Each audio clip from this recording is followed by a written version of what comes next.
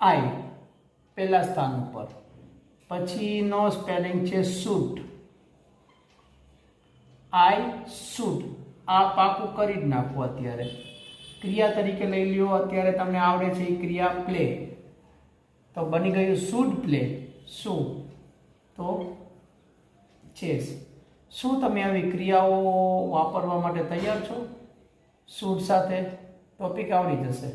આઈનું ગુજરાતી યાદ રાખવાનું છે મારે. હવે છેડે આવો. ચેસ,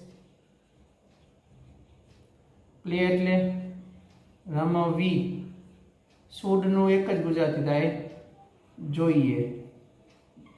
લો, અહીંયા પ્લેના બદલે બીજી કોઈ ક્રિયા મૂકી વાક્ય બનાવો, અને જે મેમ્બરને ઇંગ્લિશ શીખવું છે એને ખાલી પ્રેક્ટિસ જ કરવાની છે ઇંગ્લિશ ઇમ્પ્રુવમેન્ટ માટે.